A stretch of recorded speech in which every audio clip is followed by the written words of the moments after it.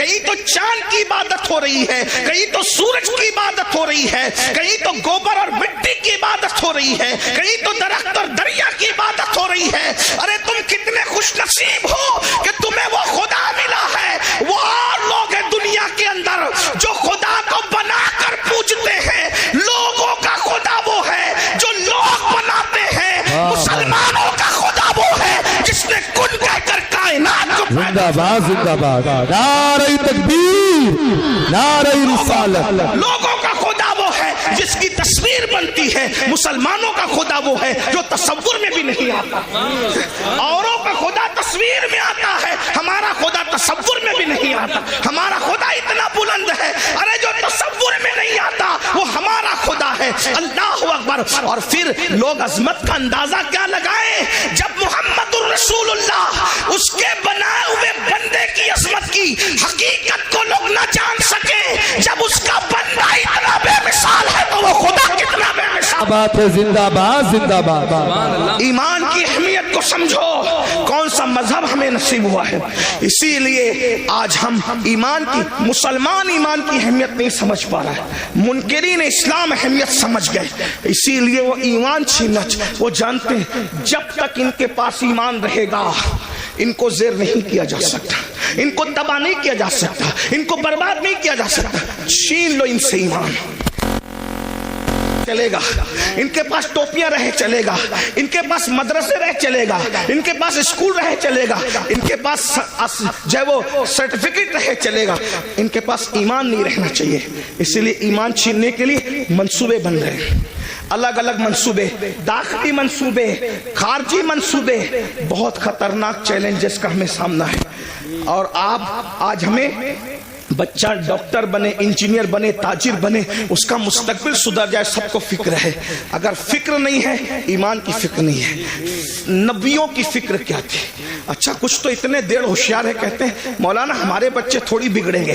اور تو کون سا دین پر ہے جو تیرے بچے دین پر قائم رہیں گے؟ کس بگڑنے کی، سدھرنے کی بات کرتے ہو جس قوم کو کلمہ پڑھنا نہیں آتا؟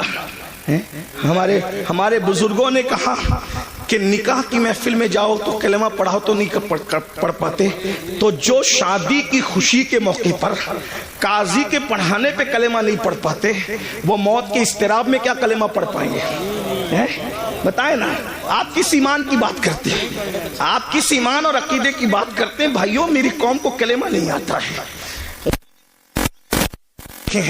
قرآن کی کتنی آیتیں حفظ ہے، ذرا اپنے آپ میں ڈوب کر سوچ۔ میں کوئی ڈانٹ پیٹنے نہیں آیا، آپ کو کوسنے نہیں آیا، لیکن یہ محفلیں احتساب کی محفل ہے، یہ محفلیں جنت بانٹنے کی محفلیں نہیں ہے۔ میں اس کا قائل نہیں ہوں، اس لیے کہ ہم لوگ فکر رضا کے وارث، فکر رضا ہماری محافظ، ہم وہ لوگ نہیں ہیں کہ کہا اس کو دیکھو اس کو دیکھو جنت ملے گی۔ میں اس کا سخت مخالف ہوں۔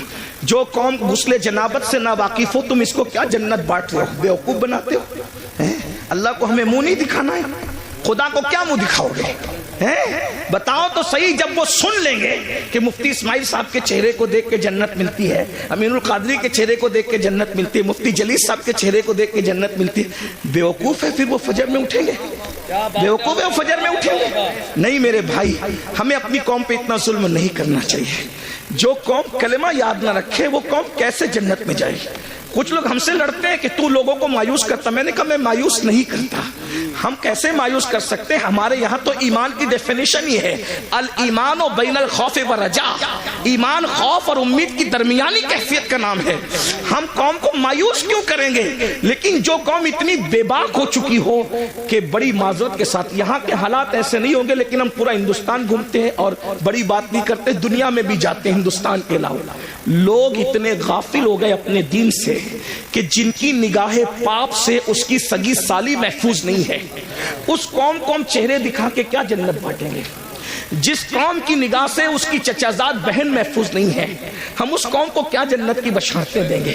میرے بھائیوں حالات اتنے دردناک ہیں۔ اب حالات تو یہ ہے کہ معاذ اللہ بیٹیاں جوان ہو جائے تو بعض جگہ وہ باپ کی نگاہ سے محفوظ نہیں ہے۔ اتنی غفلت کا حال ہے، خشیت اتنی اٹھ چکی ہے، خشیت ربانی اٹھ چکی ہے۔ میں جانتا ہوں ہم گراؤنڈ ریئلٹی کے لوگ ہیں، ہم گراؤنڈ زمینی حقائق والے لوگ ہیں، ہم لوگ جانتے ہیں حالات کے تقاضے کو لوگ ہمارے پاس آ کر کے باتیں کرتے ہیں. بعض بچیاں طلاق پا کر کے گھر آئی ہے تو باپ نے باپ کی نظر ڈالی ہے, بعض جو ہے وہ بہویں جوان سسر کی نگاہ سے محفوظ نہ رہ سکی ہے. یہ حقائق ہے, زمینی حقائق یہ ہے میرے بھائیوں. جس قوم کے اندر سے